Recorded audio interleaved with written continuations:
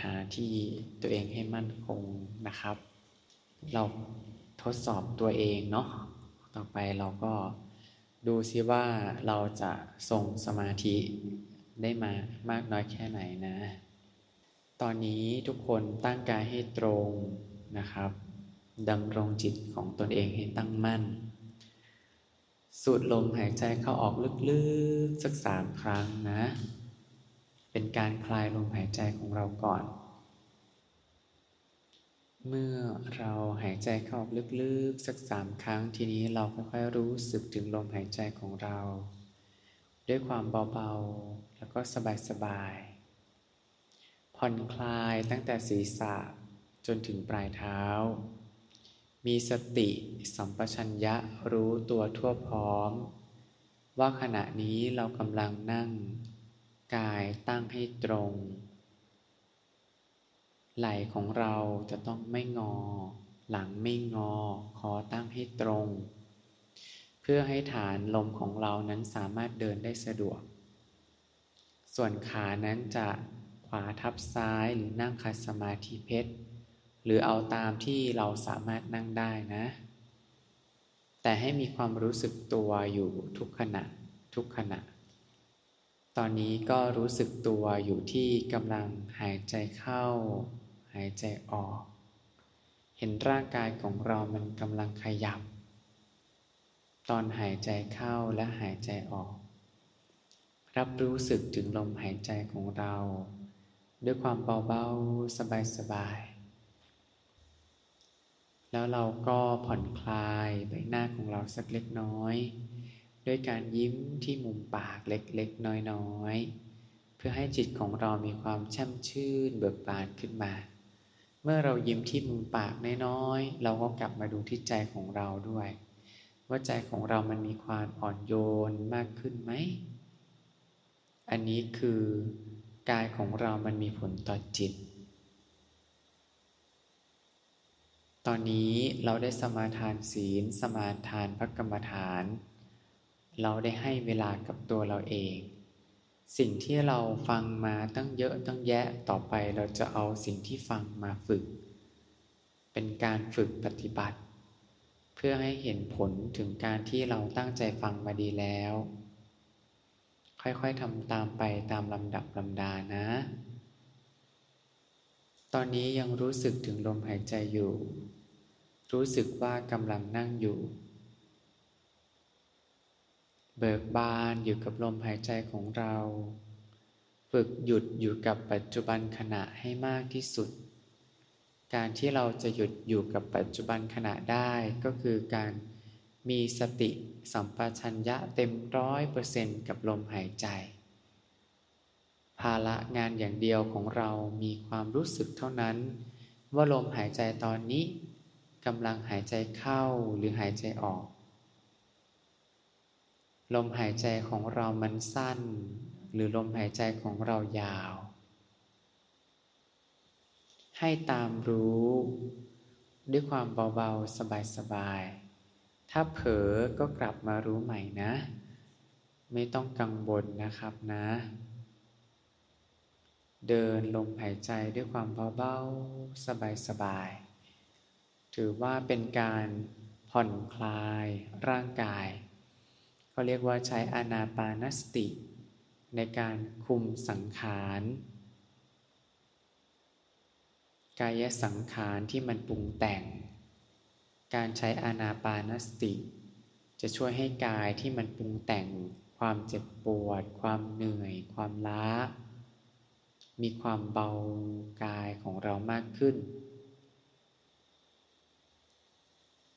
แล้วเราก็ใช้อานาปานสติกรรมฐานในการลดจิตตสังขารคือการปรุงแต่งแห่งจิต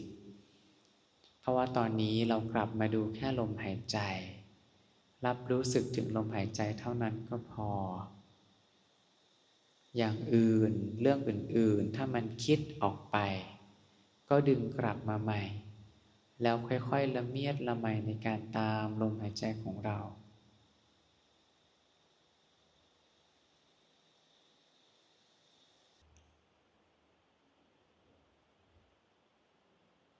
เบิกบานกับลมหายใจของเรานะผ่อนคลายส่วนต่างๆให้หมดภาระที่เราเครียดสะสมมาทั้งเดือนอารมณ์ใจของเราที่เศร้าหมองมาทั้งหมดใช้อานาปานสติในการเยียวยานะทิ้งทั้งหมดไปก่อนตอนนี้ให้มีสติอยู่กับปัจจุบันขณะว่าตอนนี้เรากำลังนั่งอยู่ในสถานธรรมปู่พระเขาค้องน้อยเรากำลังตั้งกายให้ตรงเรากำลังดำรงจิตให้ตั้งมั่นอยู่กับลมหายใจเรื่องอะไรจะเกิดขึ้นก็ปล่อยให้มันเกิดไปนะ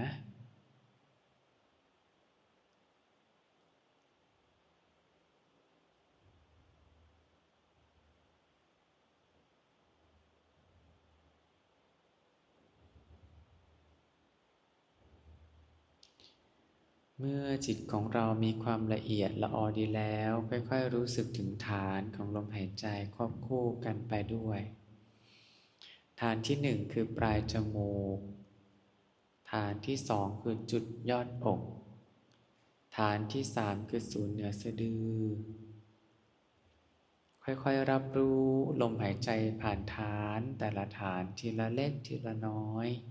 ถ้ามันเผลอก็เริ่มต้นใหม่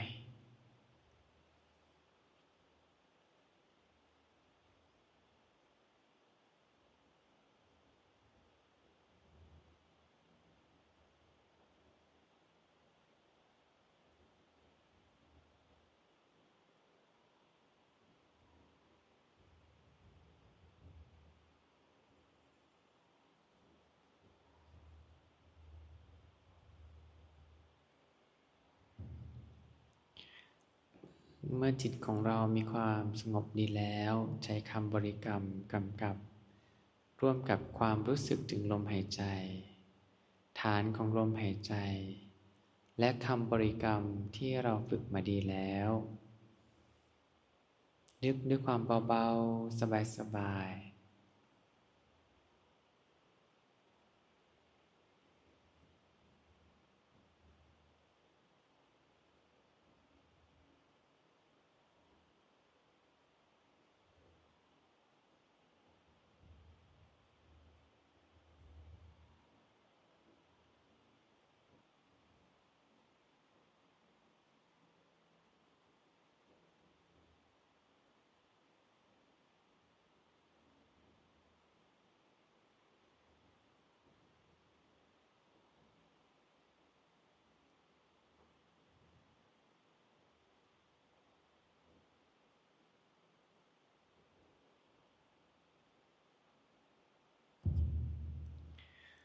ค่อยๆปล่อยลมหายใจเอาจิตจับอยู่ที่กะโหลกศีรษะ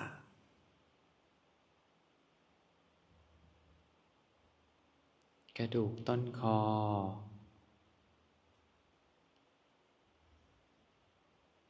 กระดูกไหล่ไหปลาร้าหัวไหล่ถึงข้อศอกข้อศอกถึงข้อมือ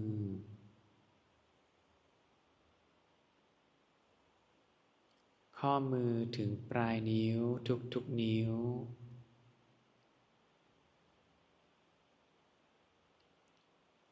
กระดูกซี่โครงทุกๆซี่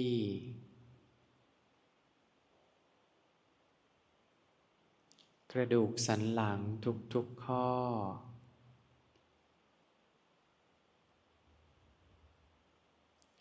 กระดูกสะโพ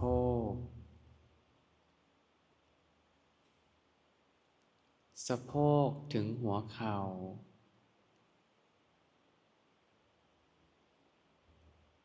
หัวเข่าถึงข้อเท้าข้อเท้าถึงปลายนิ้วเท้า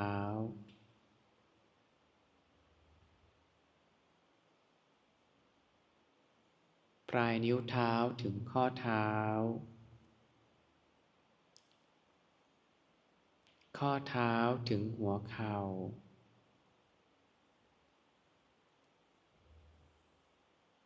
หั หัวเข่าถึงสะโพก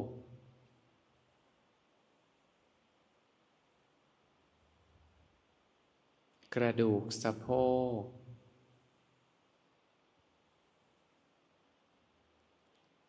กระดูกสันหลังทุกๆข้อ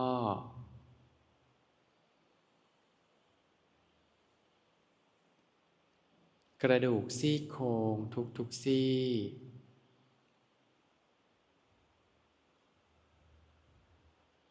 กระดูกไหล่ไหปลาร้า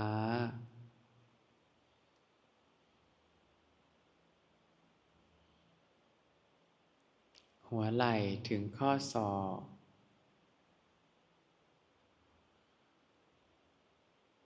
ข้อศอกถึงข้อมือ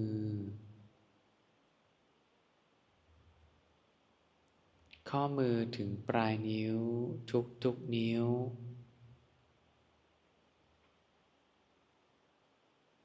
กระดูกต้นคอกะโหลกศีรษะ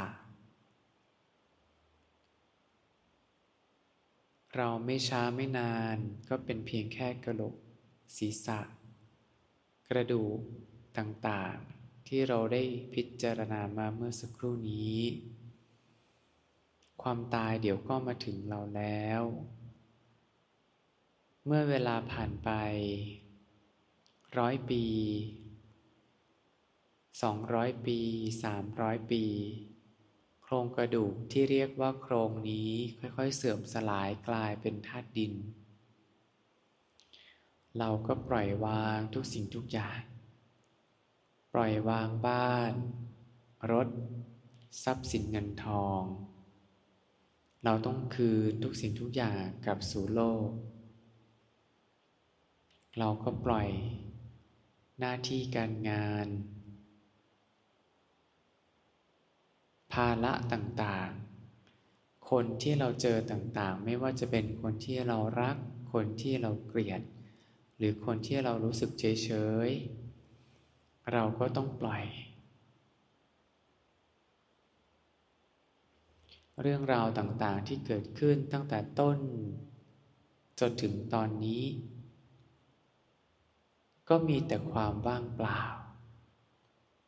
เป็นธรรมอันว่างอย่างยิ่งที่เกิดขึ้นในเบื้องต้นดิ้นรนกันแทบเป็นแทบตายต่อสู้กันอย่างเอาเป็นเอาตายเอาจริงเอาจังกันทั้งหมดเบื้องกลางก็มีความแปรปรวนเบื้องปลายก็คือลงไปสู่ความตายที่เราได้พิจารณามาเมื่อสักครู่แล้วก็ไม่มีจิตดวงไหนเอาอะไรติดไม้ติดมือกลับไปได้ยกเว้นอารมณ์ที่เกิดขึ้นในการเกิดแต่ละครั้งเท่านั้นเองนั้นถ้าเราเจอเรื่องราวที่ร้ายๆในชีวิตเจอคนที่ร้ายๆในชีวิตเราให้อภัยเขาเถอะให้เขาเป็นสุขพ้นจากความเป็นทุกข์พ้นจากความเดือดร้อนจากความคิดจากความอาฆาตจากความพยาบาทต่อเราด้วยเถิดและสิ่งใดก็ตามที่เราได้เคยกระทำต่อบุคคลใดบุคคลหนึ่งจิตดวงใดดวงหนึ่งด้วยเจตนาหรือไม่เจตนาก็ดีหรือความรู้เท่าไม่ถึงการก็ดีเรากระทำไปเพราะความไม่รู้เราถูกสิ่งต่างๆที่เรียกว่าขันธ์ทั้งห้ามันบีบคั้นจึงได้เพลียงพล้ำไปเบียดเบียน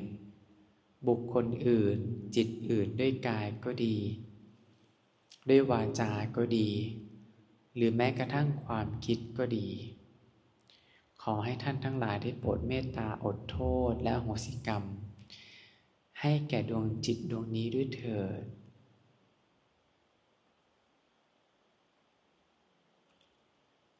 เรารวมจิตของเรามาเป็นดวงแก้วกลมๆใสๆเป็นประกายที่วางอยู่ต่อหน้าต่อตาของเราตอนนี้ดวงจิตดวงนี้ที่หมดแล้วซึ่งความอาลัยอาวรณ์มองเห็นตามความเป็นจริง มองเห็นทุกสิ่งทุกอย่างแล้วว่า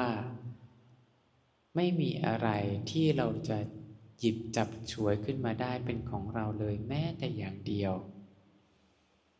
อะไรก็ตามที่เราได้มาเราก็ต้องพร้อมปล่อยทุกสิ่งทุกอย่างเมื่อความตายมาถึงเราคือจิตหรือที่สมณกายที่มายืมร่างกายนี้ชั่วครั้งชั่วคราวเท่านั้นเราก็มายืมโลกใบนี้เพียงชั่วครั้งชั่วคราวเท่านั้นไม่ช้าเราก็ต้องคืนความเป็นโลก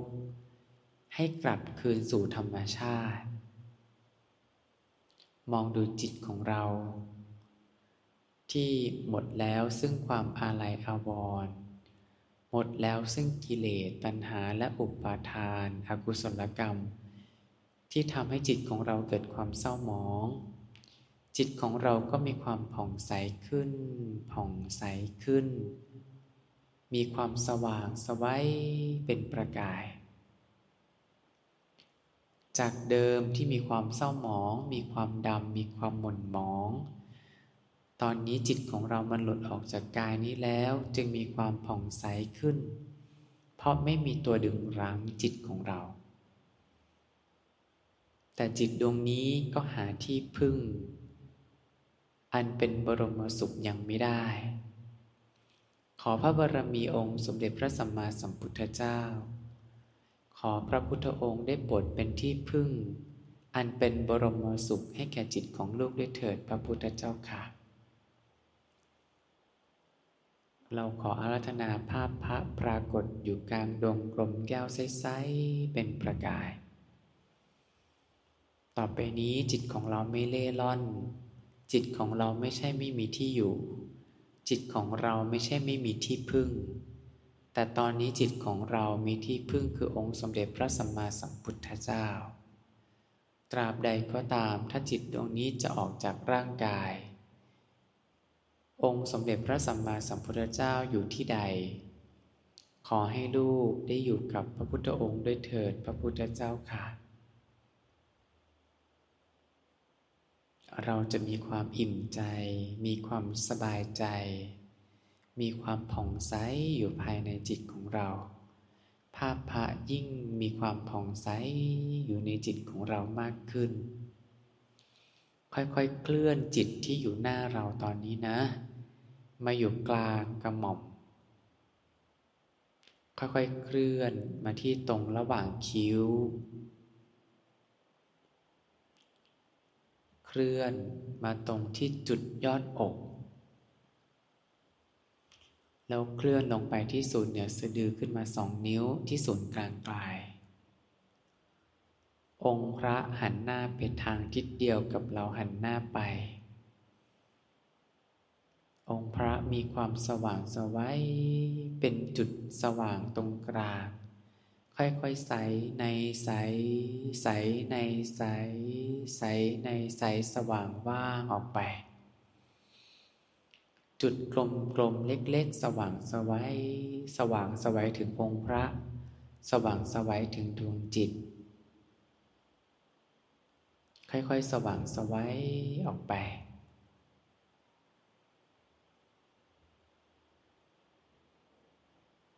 ถึงตอนนี้เรายังเห็นดวงจิตเห็นองค์พระให้เรากำหนดรู้สึกถึงลมหายใจเข้าไปด้วยความเบาๆสบายๆ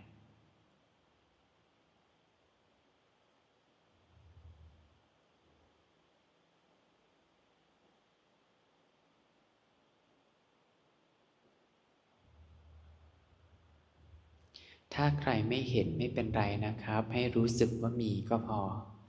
ความรู้สึกอาจจะไม่เหมือนตาเห็นนะแค่รู้สึกว่ามี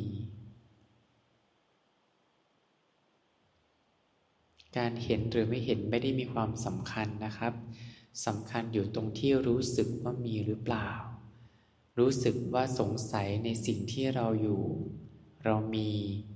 เรากำหนดหรือเปล่าอันนั้นต่างหากที่มีความสำคัญ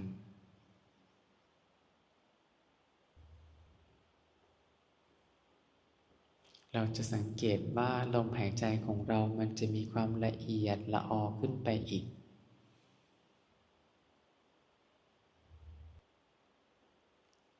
ค่อยๆ คลายลมหายใจด้วยความเบาๆสบายๆผ่อนคลายส่วนต่างๆค่อยๆลืมตาขึ้นด้วยความเบาๆสบายๆ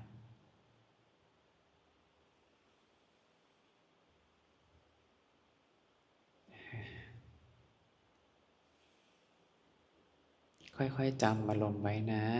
จำอารมณ์ในการที่เราว่างจากความเศร้าหมองว่างจากกิเลสตัณหาอุปาทานเพียงชั่วครู่นะอย่างน้อยๆจิตของเราก็ยังได้พักบ้างนะครับอันนี้คือวิธีการทรงสมาธิในการที่เราจะใช้พักนะเรายังไม่ได้ใช้งานเนาะเดี๋ยวต่อไปเราค่อยๆฝึกพักเสร็จต่อไปเราก็จะได้ค่อยใช้งานเขาแต่เบื้องต้นให้สัมผัสถึงอารมณ์ของความสงบความว่างความสว่างไสวให้ได้ก่อนให้จิตคุ้นชินกับอารมณ์ตรงนี้ให้ได้มากๆก่อนนี่คือการทรงสมาธิในจิตของเราให้เกิดกำลังภายในขึ้นนะครับทีนี้ถ้าเราจะเดินไปไหนมาไหนก็กำหนดจิตด้วยความเบาๆสบายๆนี่แหละบางทีอาจจะนึกถึงได้บางทีอาจนึกถึงไม่ได้ก็รู้สึกว่ามีอยู่เหมือนที่เราใส่เสื้อเนี่ยเนาะเสื้อของเราก็จะมีดวงกลมๆแก้วใสๆใช่ไหมอยู่ตรงเนี้ยก็กำหนดจิตของเราก็เห็นเสื้อเพื่อนก็เห็นว่าจิตของเราอยู่ตรงนี้แหละอยู่ที่เดียวกันนี่แหละแล้วก็ลมหายใจของเราก็ค่อยๆดูไปด้วยความเบาๆสบายๆเราจะเห็นว่าลมหายใจของเรามันจะผ่อนคลายมากขึ้นนะอันเนี้ยก็เป็นลำดับลำดาที่ค่อยๆฝึกไปนะครับนั้นการใช้อานาปานสติกรรมฐานเนี่ยจะทำให้เราผ่อนคลายสังขารที่มันเป็นกายสังขารที่ปรุงแต่งเนาะพระเดชพระคุณหลวงพ่อบอกว่าก็เหมือนคนฉีดมอร์ฟีนเข้าไปดังนั้นผมไม่แปลกใจหรอกที่ทุกคนหลับได้มันจะสบายแล้วก็จิตสังขารมันก็สงบลำงับเพราะว่ามันจะหยุดคิดเพราะว่าอานาปานสติเป็นคู่ปรับของวิตกจริตคือความฟุ้งซ่านดังนั้นกายก็สงบจิตก็สงบมันก็เลยสบายเราก็จะเลยผ่อนคลายเราก็จะเลยหลับการที่ทำให้ทุกคนหลับได้เนี่ยถือว่าเป็นความภาคภูมิใจเพราะว่าแสดงว่ามันสบายมองภาพบอกไหมเพราะว่าทั้งที่ทุกคนกลับบ้านไปนอนก็ยังนอนไม่หลับใช่ไหมพยายามข่มตาหลับมันก็ยังไม่นอนแต่ทีนี้สังเกตไหมว่าทำไมมากรรมฐานทุกครั้งหลับก่อนตลอดเลยยังไม่ได้กล่อมเลยเนาะเพราะว่ามันเป็นพื้นที่ปลอดภัยไงพอเราเข้ามาแล้วเราก็รู้สึกสบายใจสบายกายพอกายก็สบายใจก็สบายมันก็เลยหลับได้ง่ายนะทีนี้เราก็เอาอารมณ์แบบนี้แหละไปย้ายไปอยู่ตอนก่อนจะนอนแทนเพราะว่าตอนที่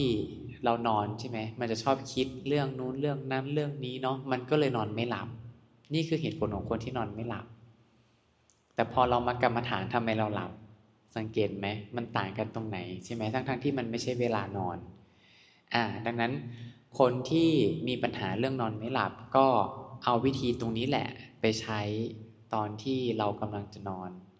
อนราบลงไปแล้วก็ฝึกของเราไปหรือไม่ก็เปิดเสียงแบบนี้แหละผมเชื่อว่าหลับแน่นอนเสียงแบบนี้แหละกล่อมหลับเลยแหละนะอันนี้ก็เอาไว้ใช้ตอนที่นอนไม่หลับนะครับก็จะทำให้ร่างกายกายสังขารจิตสังขารมันหยุดปรุงแต่งอย่างน้อยๆมันหยุดชั่วครู่เราก็ดีแต่พระเดชพระคุณบอกว่าถ้าเราสามารถดูลมหายใจจนกระทั่งหลับจนตื่นมันก็คือการทรงฌานในช่วงที่เราหลับนะอันนี้ก็เป็นโอกาสหนึ่งที่สำคัญที่พวกเราได้มาฝึกร่วมกันเนาะทีนี้ผมเชื่อว่าตอนนี้จิตมันก็จะละมุนเห็นไหมก็จะมีความสงบระงับการฟังมันก็จะฟังด้วยใจที่ไม่แสสายเราสังเกตไหมฟังก่อนหน้านี้กับฟังหลังจากที่นั่งสมาธิมันจะเป็นยังไงไม่เหมือนกันนะมันจะไม่เหมือนกันเพราะว่าจิตมันถูกระงับทั้งกายสังขารจิตสังขารแสดงว่าผลของการใช้อานาปานสตินั้นเกิดผลละทำให้ใจกับกายของเรามันสงบนิ่งแล้วจิตของเรามันก็จะผ่องใสขึ้นพอจิตผ่องใสมันก็จะพร้อมเรียนรู้ อารมณ์ต่างๆได้ละอันนี้แหละจึงเป็นโอกาสวาระที่เหมาะสมในการที่เราจะฟังธรรมเนาะอันนี้ทุกคนก็ลองเอาไปฝึกดูนะก็วันนี้คงฝากไว้เพียงเท่านี้แหละนะครับเพราะว่า4:30ละเดี๋ยวถ้ามีโอกาสในช่วงเนี่ยคงจะพูดถึงเรื่องการใช้สมาบัติเนาะเผื่อใครอยากฝึกนะด้านอภิญญาสมาบัติเนาะสายเราก็ชอบลิสต์กันอยู่แล้วใช่ไหมแต่ว่าเราไม่ได้เอาไปทำอย่างอื่นนะเราก็เอามาฝึกกายฝึกใจของเรานี่แหละเนาะเพื่อให้มันมีความเข้มแข็งมากขึ้นเข้าใจความเป็นจริงมากขึ้นเนาะก็คงฝากไว้เท่านี้นะก็เดี๋ยวเราอุทิศส่วนกุศลกันเนาะอย่าลืมนะใครที่เจ้ากรรมนายเวรเยอะๆที่ร่างกายเบียดเบียนจิตใจก็ถูกเบียดเบียนกรรมฐานก็นั่งไม่ได้คนก็ดึงแข้งดึงขาเยอะแยะมากมายงานก็ดึงแข้งดึงขาอย่างเงี้ยก็เอาทิศให้เจ้ากรรมนายเวรหน่อยเพราะว่าเหตุแห่งเจ้ากรรมนายเวรนี่แหละทำให้เรามาสร้างกุศลลำบากนะครับหรือบางทีก็เป็นผลทำให้เราเกิดความน้อยเนื้อต่ำใจเกิดความอิจฉาบ้างริษยาบ้างเกิดความไม่พอใจบ้างใจมันกังวลบ้างใจมันไม่เป็นสุขบ้างก็เหตุแห่งเจ้ากรรมนายเวรนี่แหละนะตอนที่เราถึงเจ้ากรรมนายเวรเนาะเราก็บอกว่าท่านเนี่ยผมเนี่ยฉันเนี่ยตั้งใจทำกรรมฐานมาเนี่ยไม่ว่าจะทานก็ทำเองศีลก็รักษาเองสมาธิก็ตั้งใจนั่งเองเมื่อสักครู่เนี่ยท่านก็คงเห็นนะผมก็ทำจริงๆตั้งใจจริงๆแม้มันจะได้มากบ้างน้อยบ้างผมก็ตั้งใจทำจริงๆวิปัสสนาญาณในการเข้าใจกายหนึ่งจิตหนึ่งผู้รู้หนึ่งผมก็ต้องพยายามเข้าใจแล้วก็เข้าใจมันด้วยอารมณ์ใจของผมจริงๆในวิปัสสนาญาณผมก็ตั้งใจทำจริงๆอันเนี้ยกุศลที่เกิดขึ้นกับผมที่ทำให้ผมเป็นสุขเมื่อสักครู่นี้ท่านโมทนากับผมนะแล้วก็ขอให้ท่านนั้นได้อโหสิกรรมให้ผมด้วยบางทีผมอาจจะพลาดพลั้งเผลอไปตั้งแต่อดีตจนถึงปัจจุบันผมก็ไม่รู้บางทีมันเป็นกรรมแห่งการไม่เจตนาก็ขอขมาท่านแล้วก็บอกท่านไปว่าผลที่บังเกิดขึ้นกับผมคือความเดือดร้อนกายเดือดร้อนใจเนี่ยผมได้ทราบแล้วผมก็รู้สึกทุกข์ทรมานกับมันมากแล้วก็สำนึกผิดแล้วขอให้ท่านได้เมตตาเถอะเนี่ยอ้อนๆหน่อยนะเดี๋ยวบางอย่างมันจะคลายตัวนะตอนที่ท่านบอกว่าเจ้ากรรมนายเวรทั้งหลายจงโมทนาบุญกับข้าพเจ้าด้วยอย่างนี้นะตอนนึกถึงผู้ที่มีพระคุณหรือท่านที่ปกปักรักษาเราแล้วก็น้อมนึกถึงกุศลที่เราได้สบายเมื่อสักครู่นี้แหละสบายจนหลับนะก็ให้ท่านได้มีความสุขเหมือนเรานะมีความสุขกายสุขใจเหมือนเราท่านก็จะได้มีกำลังมากขึ้นมากขึ้นอันนี้ก็ให้นึกอย่างนี้นะตอนที่อุทิศส่วนกุศลไม่ใช่ท่องไปพ่นไปจบอะไรเงี้ยใจมันไม่ได้ใจเราต้องได้ด้วยในความที่เราอุทิศให้จริงๆนะครับนะอันนี้คือการฝึกเหมือนกันเนาะก็เดี๋ยวอุทิศส่วนกุศลแล้วก็ลาพระเราจะได้พักผ่อนกัน